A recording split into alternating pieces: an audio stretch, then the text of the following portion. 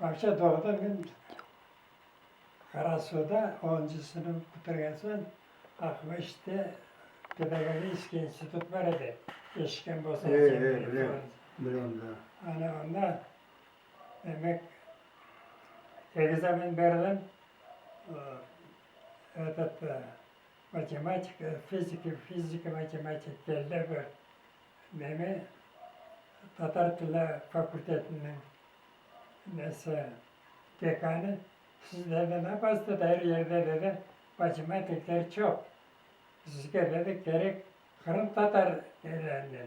Sonra almıştırdılar bizlerin Kırım Tatar Fakültesi yazıkal literatürü. Ne olsa da onda çek başlaganda 3. kurs edik. Onlar bizni Akkar'a, Akka. Benim hesabımdan Akkar'da bir primer 1000 adam var idi. İnstitutlardan toplangan adamlardan. Kırım Tatarları 76 tane adam var idi. Akkar'a varsak haberin bombalaylar. Bizlerin deme Zeynep dedem ne 3 yıl okumak gerek eder onda.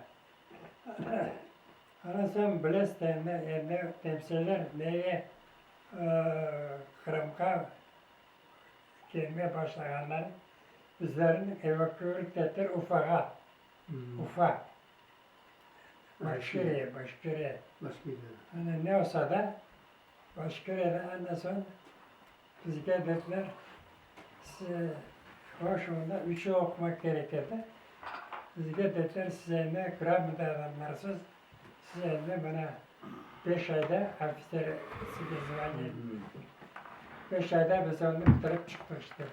Ondan sonra Stalingrad Krok'a işte şu arada Stalingrad.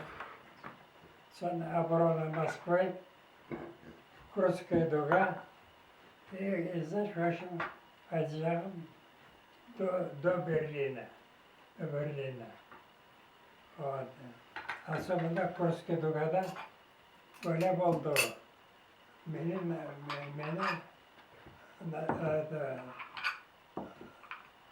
kapanyerim zeytli batarya koydular. Böyle ben daha oğlan olacak 21 yaşında ben. Koydular, tak ondan sonra Moskva tepinde Kuntsuva degen yer var idi. Kuntsuva var. Bize baralarında farmiravası ettiler. O zaman bizim demek ças 1362 зенит артиллерийский полк, 25 зенит артиллерийская дивизия. Ana şuma gittik. Moskva'dan sonra çıktı. En bir dehşetli mesele o neler oldu. Kurskaya Doga'da. Yaşkentik Kurskaya Doga'da. Evet. Kurskaya Doga'da biz oturadık. Buraya kadar taşla başı yok. 5. Eylül'de bizim polka buradan neyse Terebeşik dedi. O da sizde saat 5'te ben söylerim demek size